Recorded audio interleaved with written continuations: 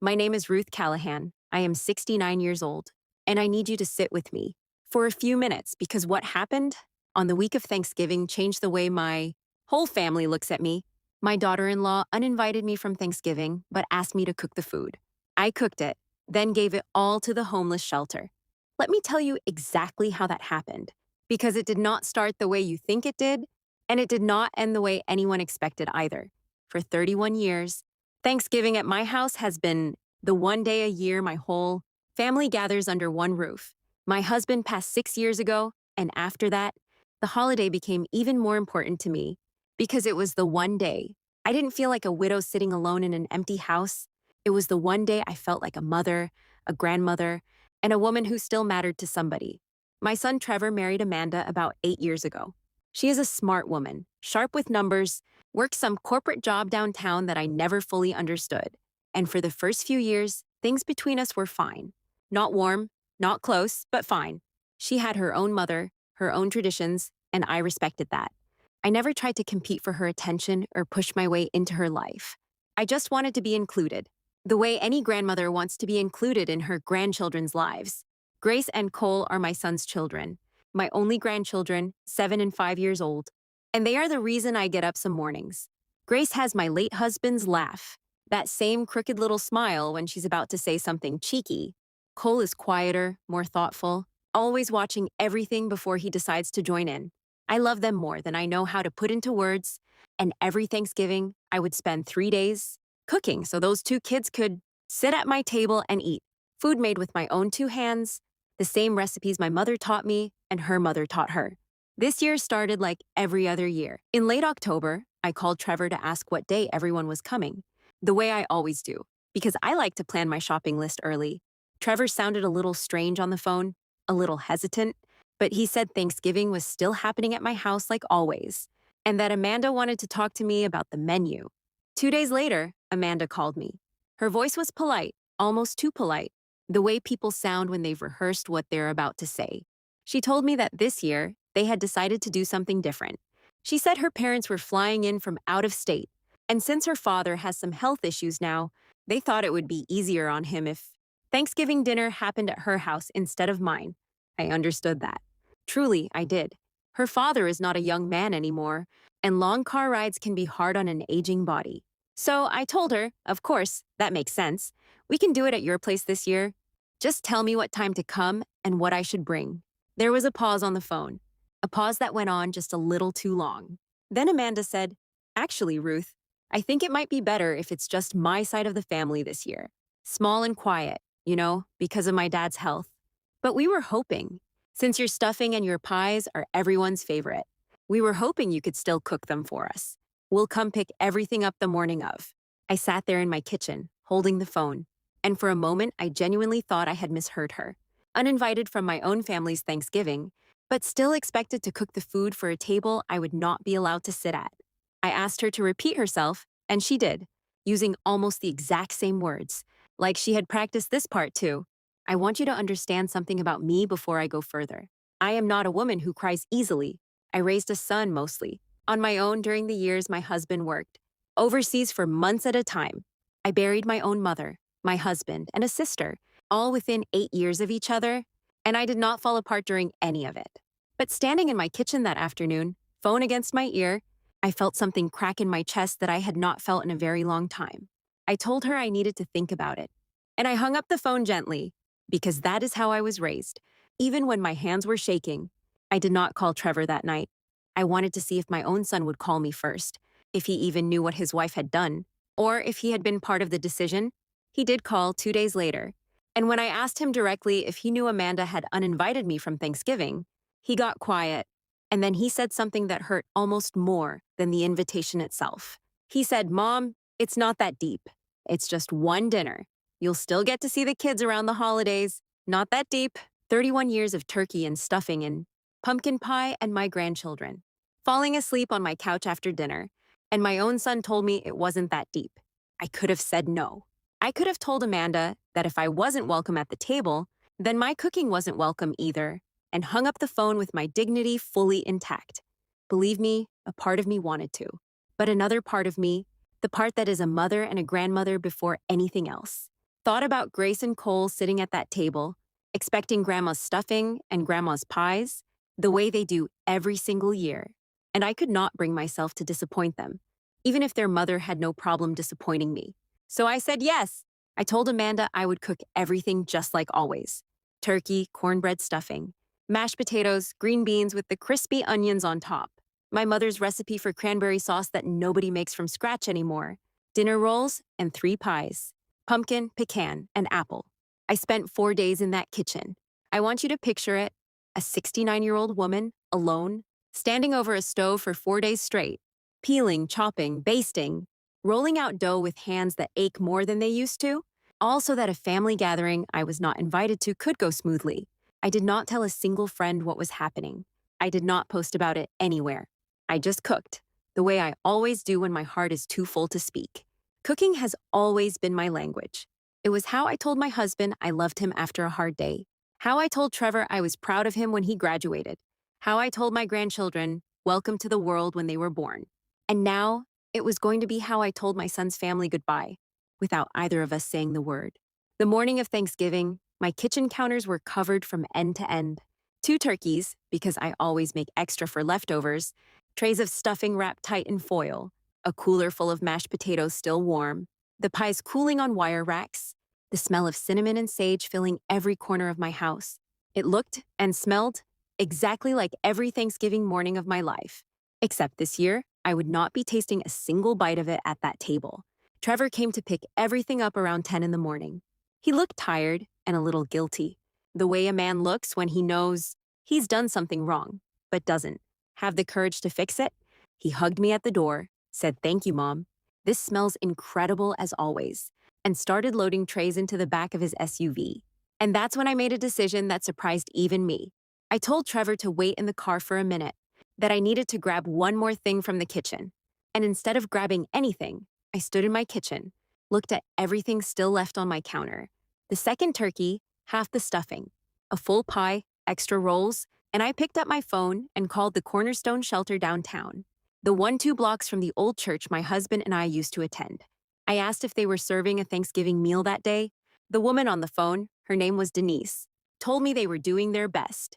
But donations had been lower than usual that year, and they were stretched thin, trying to feed close to 90 people with barely enough food for 60. I told her I had a full second Thanksgiving dinner, cooked fresh that morning, more than enough to feed 30 extra people. And I asked if I could bring it over. Denise nearly cried on the phone. She said, "Ma'am, you have no idea what this means to us today." Little did she know, I needed it just as much as they did. I went back outside, told Trevor I had changed my mind about a few of the trays, that I was keeping some extra food for myself this year since I wouldn't be around family. He didn't ask questions. He just nodded, said, "Okay, Mom, love you," and drove off with 1 turkey, some stuffing, the rolls, and 2 of the 3 pies I had made. Then I loaded the rest, the second turkey, the remaining trays of stuffing, a full pie, and a cooler of mashed potatoes and green beans into my own car. And I drove it straight to the Cornerstone Shelter myself. I want to tell you what that shelter looked like when I walked in, because it is burned into my memory forever. Long folding tables, mismatched chairs, paper decorations taped to cracked walls, and rows of people, families with small children, elderly men sitting alone, young mothers holding babies, all waiting for a hot meal, on a day when most of the country was sitting around tables overflowing with food. When Denise and her volunteers set out the food I brought, people's faces lit up in a way I will never forget. A little girl, maybe Grace's age, looked up at her mother and asked if that was real turkey. An older man, who told me he used to be a construction worker before an injury changed his life, thanked me 3 times just for the cranberry sauce, said it tasted like something his grandmother used to make. I stayed for 2 hours. I served plates. I refilled cups. I sat with strangers at a folding table and ate my own pumpkin pie surrounded by people who had absolutely nothing, but who thanked God out loud for the meal in front of them, and thanked me like I had handed them something far greater than food. For the first time in weeks, I felt like myself again. I did not tell anyone in my family what I had done. Not that day, not the next day. I simply let Thanksgiving pass in silence, no calls, no photos, nothing. It was 2 days later when Amanda called me, and her voice sounded very different than it had a few weeks earlier.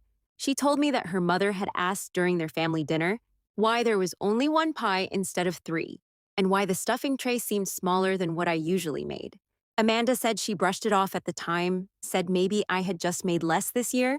But then, apparently, Trevor's cousin, who works part time at the Cornerstone shelter as a volunteer coordinator, posted something on social media that afternoon, a photo of the shelter's Thanksgiving spread, full trays of food, a caption thanking a generous, anonymous donor who brought fresh turkey and homemade pies to feed dozens of families who would have otherwise gone without a real holiday meal.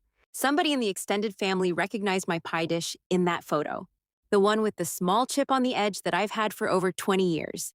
And just like that, the truth came out before I ever said a single word. Amanda's voice on the phone was tight, almost shaking. She asked me directly, "Ruth, did you give our Thanksgiving food to a homeless shelter?" And I told her the truth. I said yes. I said that since I was not welcome at the table that food was going to, I decided the people who needed it most, and who would be grateful for it, deserved it more than a house that had already decided I did not belong there. There was a long silence on the phone. Then she said quietly, "You embarrassed us." My parents were asking questions. Trevor had to explain to his own children why Grandma's pie wasn't there. And that, right there, is the moment something in me finally spoke up after weeks of staying silent. For the sake of peace, I said, "Amanda, you didn't think it would embarrass your own children when they realized their grandmother wasn't invited to Thanksgiving? You didn't think it would hurt me, the woman who has cooked for this family for 31 years, to be told I could feed everyone but not sit with them? I gave that food to people who actually wanted me there, who thanked me for showing up. That's not embarrassing. That's the first time in weeks I felt like my presence actually mattered to someone." She didn't have a response for that. The call ended shortly after, colder than it started. For the next week, things were tense. Trevor called me a few times, caught somewhere between defending his wife and understanding his mother, the way sons often are. He told me Amanda felt humiliated in front of her parents. I told him I felt erased from my own family's holiday, and that hurt does not simply disappear because someone else is embarrassed about how the world found out. I did not apologize. I want to be very clear about that because so many people in my position would have. I did not apologize for feeding hungry families with food that was, quite frankly, mine to give. I had cooked it with my own hands, using my own money, in my own kitchen. Nobody had a claim over where it ended up once it left my house, especially not the woman who decided I wasn't worthy of sitting beside it. But here's where the story takes a turn I did not expect. About 10 days after Thanksgiving, my granddaughter Grace called me on her mother's phone. She's 7, so she doesn't fully understand adult conflict. But she asked me why I wasn't there for Thanksgiving and why Grandpa's old pie dish showed up in a video her teacher played in class about kindness and giving back to the community. Apparently, her teacher had seen the same social media post about the shelter, thought it was a beautiful story, and used it as an example during a lesson about generosity, without ever knowing it was connected to one of her own students' families. Grace told me her whole class thought it was the coolest thing ever that her grandmother fed dozens of hungry families on Thanksgiving. She said kids came up to her all day saying her grandma was basically a hero, and then she asked me, in that innocent 7-year-old voice, "Grandma, why weren't you at our house if you're a hero? Heroes should always be at the table." I did not know what to say to her. I told her heroes sometimes make choices that are hard for other people to understand, but that I loved her more than anything in this world, and that was the only truth that mattered. That night, Trevor called me, and for the first time since this whole thing started, he didn't sound defensive. He sounded like my son again. He said Grace had come home from school and told both him and Amanda the entire story in front of her, completely unfiltered, the way children do. He said watching his daughter's face light up, talking about her grandmother, feeding the hungry, only to realize that same grandmother hadn't been allowed at their own table, broke something open in him that he had been avoiding for weeks. He told me Amanda had gone quiet after Grace's story, had gone into their bedroom, and hadn't come out for almost an hour. 2 days later, Amanda called me herself. Her voice was different this time. Not defensive, not tight, but tired, and honest in a way it hadn't been before. She told me she owed me an apology, a real one. She said the decision to uninvite me had come from a place of wanting to control the holiday completely, to make it feel like her side of the family finally had a turn to be the center of things. especially with her father's health being uncertain. She admitted that asking me to still cook while shutting me out of the table was cruel, even if she hadn't fully realized it at the time. She said watching her own daughter come home glowing about a stranger's kindness, only to learn that stranger was her own grandmother, made her confront how badly she had handled the entire situation. She said, I was so focused on creating the holiday I wanted. I didn't think about what I was taking away from my kids and from you. I did not gloat. I did not throw the moment back in her face, even though a part of me wanted to. I simply told her that I appreciated her honesty. And that family, real family, isn't about who sits at the head of the table.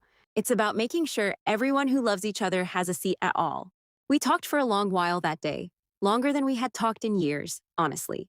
She told me about the pressure she felt trying to blend two families, about her own insecurities being a daughter-in-law in a family with 31 years of tradition already built. Before she arrived, I told her about my own fears of becoming the forgotten grandmother, the one who gets thanked for her cooking, but never truly included in the love around the table.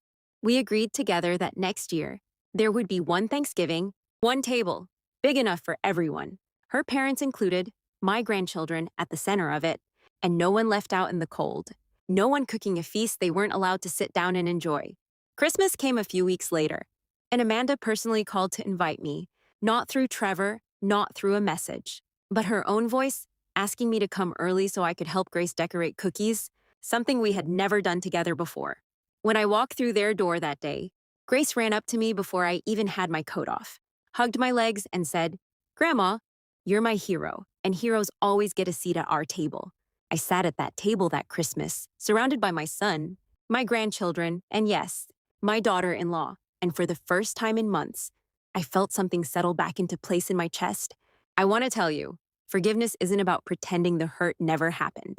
What Amanda did that Thanksgiving hurt me in a way I will probably remember for the rest of my life, but watching her humble herself, watching her teach her own children, a lesson about kindness she learned from her mother-in-law's quiet act of grace, that meant something too.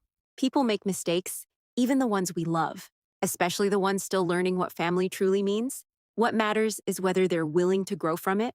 To this day, I still send food to the Cornerstone Shelter every single holiday, not out of anger anymore, but because I learned something important that Thanksgiving.